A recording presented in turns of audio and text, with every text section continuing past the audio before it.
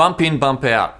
We actually call it load in, load out. Pretty much what the loading in is it speaks for itself really. Load in, you load in with loaders, you set the gear up, you empty the trucks, set up the stage all the way up to sound check. Bump out is at the end of the night once the performance is over and you redo it all in reverse. You actually pack everything up, put it back in the trucks and then head to the next destination. Basic safety that you'll need to consider when you're loading in and out of venues is making sure that your walkways are clear. There's no cables or gear just lying in the middle of the corridors. You want to make sure that no one's probably lifting any more than 25 kilograms by themselves.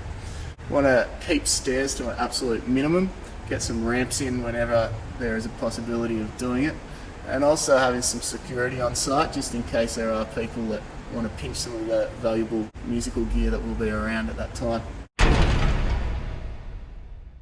Sound engineer at every live performance, their role will vary, but at every performance they have some very basic tasks. During the gig they need to maintain the PA, make sure it's all running at its correct levels, it's not being overworked to avoid any damage. Depending on the size of the gig, your sound engineer might also be controlling the lights, doing the foldback, setting the bands up. So with that in mind, it's obviously really important to choose the sound engineer that knows what they're doing and has a good grasp of all things around a gig.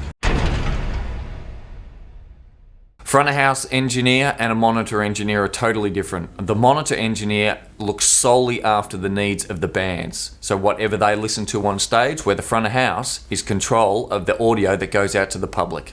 Also good to note is that a front of house engineer and a monitor engineer can be combined into the one job. Therefore in a smaller live venue, this is controlled from front of house and done by one person. Your sound engineer will come in and mic up all the different instruments on stage, and then by one they'll go through to make sure that the line works, the PA works, the microphone works, and that the musician can actually hear it himself. Soundcheck is probably the most important part of the gig.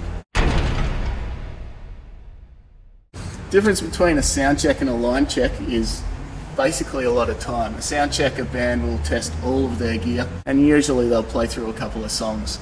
A line check is a basic 5 minutes of just making sure that all the microphones are actually working and they've got a signal. Line checks are more commonly used at festivals for bands in very tight situations where there's not much time to change the bands over. For a live music event, when running a sound check, it is best to do it in reverse playing order. So we do the main act first, the act that's going to be on last in the night, and we work back to the act that's going on first. Therefore, the person who was sound checked last will be the first act on the night. Also to note is that the main act always has precedence to the channels on the desk and the sound check times. The first band is the last to sound check, as obviously they will be starting first on the night, and once they've set all their gear, got their sound check done, they can just leave everything, go off for the period of time before they need to start, relax, get ready for the show, then come back.